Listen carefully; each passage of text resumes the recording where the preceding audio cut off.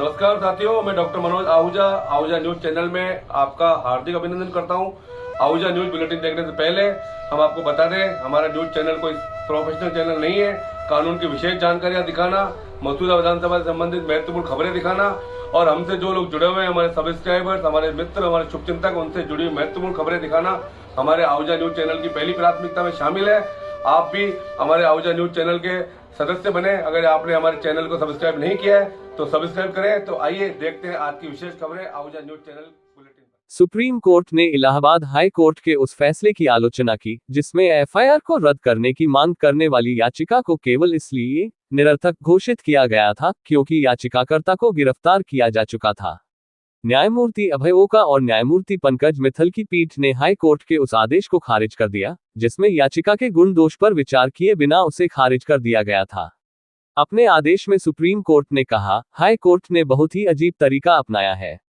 प्रार्थना में एफआईआर को रद्द करने की मांग की गई थी। हाई कोर्ट का ये कर्तव्य था कि वह याचिका के गुण दोष के आधार पर फैसला करे। अपीलकर्ता ने अपने खिलाफ दर्ज एफआईआर को रद्द करने के लिए संविधान के अनुच्छेद 226 और सीआरपीसी की धारा 482 के तहत हाई कोर्ट में याचिका दायर की थी। इलाहाबाद उच्च न्यायालय ने भ्रष्टाचार निवारण अधिनियम की धारा 7A और आईपीसी की धारा 419 और 467 के तहत अपीलकर्ता की गिरफ्तारी की जानकारी मिलने के बाद इस आधार पर उसकी याचिका खारिज कर दी कि गिरफ्तारी के कारण याचिका निरर्थक हो गई है। इसलिए उसने सर्वोच्च न्यायालय के समक्ष वर्तमान एसएलपी दायर की। सुनवाई के दौरान न्यायमूर्ति अभय ओका ने टिप्पणी की, सिर्फ इसलिए कि उसे गिरफ्तार कर लिया गया है, ये निरर्थक कैसे हो गया? प्रार्थना एफआईआर को रद्द करने के लिए है, हम इसे वापस भेज देंगे। यह उच्च न्यायालय का बहुत ही अजीब दृष्टिकोण है। उच्च न्यायालय ने निरस्तीकरण याचिका को इलाहाबाद उच्च न्यायालय में बहाल कर दिया और उच्च न्यायालय के रजिस्ट्रार न्यायिक को 14 अक्टूबर 2024 को सुनवाई के लिए बहाल याचिका को सूचीबद्ध करने का निर्देश दिया। न्यायालय ने आगे कहा कि याचिकाकर्ता की रिहाई की अनुमति देने वाला 9 अगस्त 2024 का उसका अंतरिम आदेश तब तक लागू रहेगा जब तक कि उच्च न्यायालय बहाल याचिका पर निर्णय नहीं ले लेता।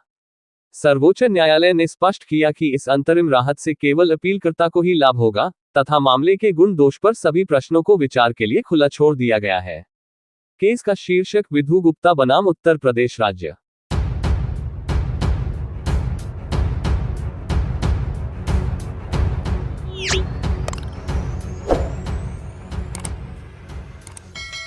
आईआरडीए द्वारा अभिकर्ताओं की आय व व्यवसाय को प्रभावित करने वाले नियमों को पूर्व की तरह यथावत रखने बाबत एलआईसी शाखा विजयनगर अशोक कुमार व्यास, प्रबंधन प्रशासन राजेंद्र प्रसाद प्रशासनिक अधिकारी को भारतीय जीवन बीमा निगम लिमिटेड के चेयरमैन के नाम अभिकर्ता संघ शाखा विजयनगर द्वारा ज्ञापन सौंपा गया। अभिकर्ता संघ ने बताया कि पूरे भारतवर्ष में भारतीय जीवन बीमा निगम लिमिटेड में लगभग 13 लाख अभिकर्ता वर्षों से कार्य करते हैं। 1 अक्टूबर 2024 से आईआरडीए के दबाव में एलआईसी द्वारा नए नियम व कानून लागू किए गए हैं, उससे अभिकर्ताओं का भविष्य अंधकार में नजर आ रहा है। कोई भी संस्थान अपने अधीनस्थ कार्यकर्ताओं की प्रत्येक वर्ष आय में बढ़ोतरी करती है व अन्य हितों का ध्यान रखती है, जबकि निगम द्वारा अभिकर्ताओं को वित्तीय नुकसान पहुंचने पर आमादा है, जिससे लाखों परिवार प्रभावित होंगे। 1 सितंबर 1956 से निगम की स्थापना से लेकर आज तक अभिकर्ताओं की मेहनत के द्वारा ही निगम पूरे विश्व में बीमा व्यवसाय में प्रमुख स्थान पर है। आईआरडीए के द्वारा थोपे गए नियमों से अभिकर्ता तनाव में है, इससे आय व व्यवसाय प्रभावित हो रहे हैं। निगम प्रबंधन हमारा पूर्ण सहयोग के साथ समस्या का समाधान शीघ्र करे, अतः निगम प्रबंधन से निवेदन है कि 30 सितंबर 2024 से पूर्व जो नियम लागू थे उन्हें यथावत रखे जाएं, जिससे सबका हित हो। यही सभी अभिकर्ताओं की प्रमुख मांग है, अन्यथा अभिकर्ताओं को आंदोलन करना पड़ेगा, जिससे नुकसान सभी को है। ज्ञापन देने वाले में अभिकर्ता संघ शाखा विजयनगर के संरक्षक नवरत्न सोनी, अध्यक्ष प्रदीप सिंह भदौरिया, सचिव राजकुमार पांड्या, कोषाध्यक्ष महावीर पिपढ़ा, संगठन मंत्री पुखराज रावत, सुरेश प्रजापत, आईटी मंत्री नंद किशोर शर्मा, अभिषेक शर्मा, सदस्य राधेश्याम प्रजापत, जीवराज प्रजापत, महेंद्र सचेती, नरेंद्र कुमार, त्रिलोक कटारिया, रामस्वरूप सुथार, महावीर पिपढ़ा, गजराज, सांवरलाल प्रजापत, सुरेश चंद, महावीर प्रसाद शर्मा, अभय कुमार मेहरा, विनोद पारीक, अर्जुन नाथ, शंभूलाल राव सहित संघ के कई अभिकर्ताओं ने भाग लिया।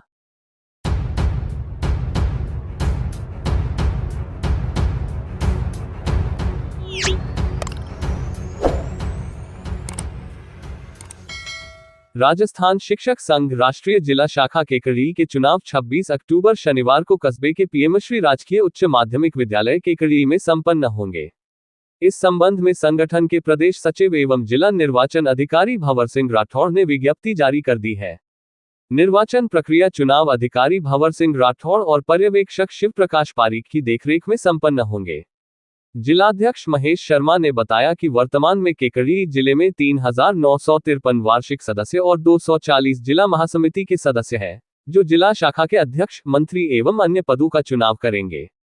उन्होंने बताया कि सभी प्रत्याशियों को शिक्षक संदेश पत्रिका का सदस्य बनना अनिवार्य होगा। इन पदों पर होंगे चुनाव: 1 जिलाध्यक्ष, 1 जिला मंत्री, 1 सभाध्यक्ष, 2 उपसभाध्यक्ष, 1 वरिष्ठ उपाध्यक्ष, 5 उपाध्यक्ष, 1 अतिरिक्त मंत्री, 4 सचिव, 1 महिला मंत्री एवं 1 कोषाध्यक्ष सहित अध्यापक सदस्य, पंचायत समिति शिक्षक, वरिष्ठ अध्यापक, प्राध्यापक, प्रधानाध्यापक, प्रधानाचार्य सदस्य, कंप्यूटर अनुदेशक, संस्कृत शिक्षक, प्रयोगशाला सहायक, शारीरिक शिक्षक, पुस्तकालय अध्यक्ष, सेवानिवृत्त शिक्षक एवं प्रबोधक सदस्य का निर्वाचन होगा। निर्वाचन का कार्यक्रम निम्नानुसार रहेगा।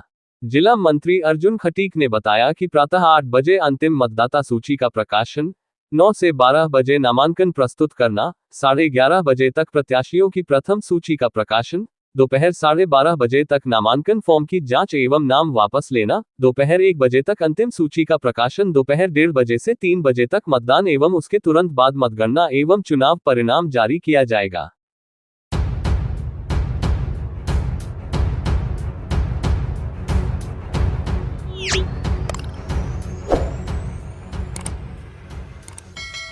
राजकीय विधि महाविद्यालय अजमेर के विधि स्नातक तृतीय वर्ष के विद्यार्थियों ने सुप्रीम कोर्ट और दिल्ली हाई कोर्ट की कार्यप्रणाली को समझा। युवाओं ने शैक्षिकी भ्रमण में देश के शीर्ष अदालत में न्यायिक प्रकरणों की सुनवाई, प्रकरण तैयार करने, वकीलों की बहस, अंग्रेजी हिंदी भाषा के इस्तेमाल सहित अन्य बिंदुओं को जाना। राजकीय विधि महाविद्यालय अजमेर के शैक्षणिक दल में योगेश गुर्जर, दीपेश बांता, भूपेंद्र भाटी, राजेश गुर्जर, रमेश मीणा, सत्येंद्र मीणा, दीपक टेलर, राजू लोहार, मोनिका सैनी, मिताली सोनी, किरण सामरिया, पूजा भड़ाना, रीना गोस्वामी आदि विधि स्नातक तृतीय वर्ष के विद्यार्थी सम्मिलित थे, जिन्होंने सुप्रीम कोर्ट का भ्रमण किया और शीर्ष अदालत में जजों की बेंच, विधिक कार्यवाही, वकीलों के बीच प्रकरण बहस, बार कक्ष, वकील ड्रेस कोड, अधिवक्ता चेंबर, लाइब्रेरी आदि का अवलोकन भी किया। विधि दल के सदस्यों ने लाइब्रेरी में जर्नल रेफरेंस भी देखे। इसी तरह दिल्ली हाईकोर्ट में भी मामलों की सुनवाई और कई मामलों के साक्षी बने। सुप्रीम कोर्ट और हाई कोर्ट में युवाओं ने वकीलों से मिलकर वकालत की पढ़ाई, प्रायोगिक ज्ञान, ड्राफ्टिंग और बहस करने के तौर तरीकों पर चर्चा की।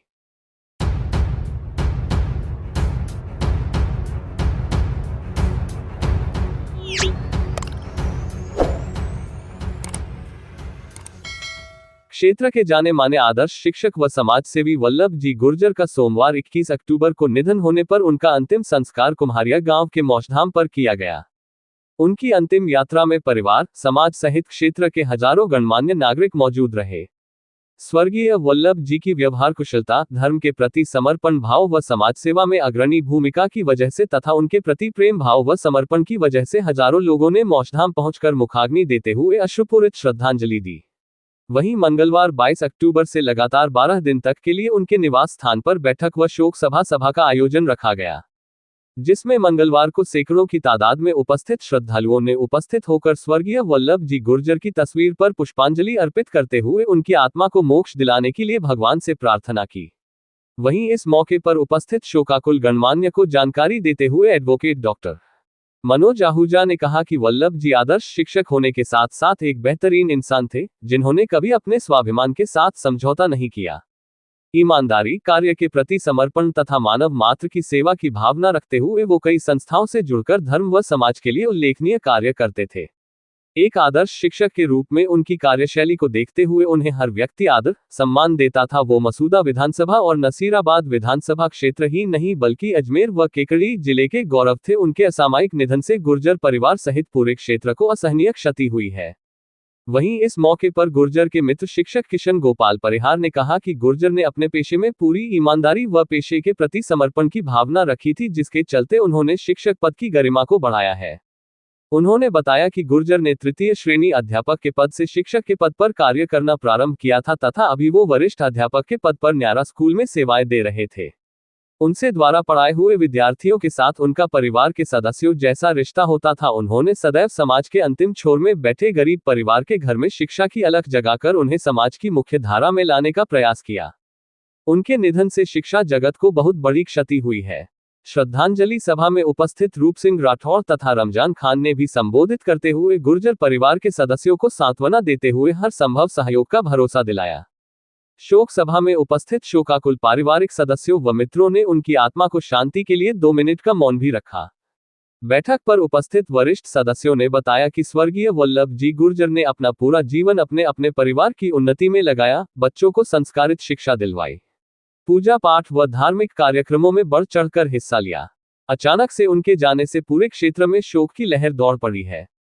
अंतिम यात्रा व बैठक में बड़ी संख्या में उपस्थित पारिवारिक मित्र व गणमान्य नागरिक इस बात की पुष्टि कर रहे थे कि गुर्जर एक अच्छे इंसान थे, और अंतिम यात्रा व शोक सभा में शामिल लोगों की तादाद से ही पता लगता है कि एक अच्छे इंसान के जीवन भर की कमाई हुई पूंजी है।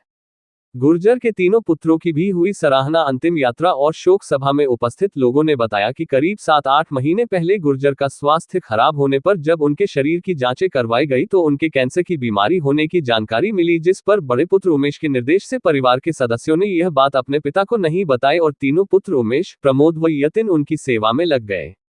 जयपुर हॉस्पिटल में दिन रात एक करके बेटों ने कलियुग में श्रवण कुमार के रोल को अदा करते हुए पिता की खूब सेवा की। बीमारी की जानकारी मिलने के बाद से ही तीनों पुत्रों ने एक पल के लिए भी अपने पिता को अकेला नहीं छोड़ा और सदैव दवा के साथ साथ दुआ भी करते रहे और अंतिम सांस के समय भी तीनों पुत्र मौजूद रहे। गुर्जर के तीनों पुत्र शिक्षित होकर जॉब भी कर रहे हैं, जिनमें से बड़े पुत्र उमेश कंपटीशन की तैयारी करवाते हुए काव्य कोचिंग क्लास संचालित करते हैं, दूसरे पुत्र प्रमोद चिकित्सा विभाग में है तथा तीसरे पुत्र यतिन पोस्ट ऑफिस में पदस्थापित है।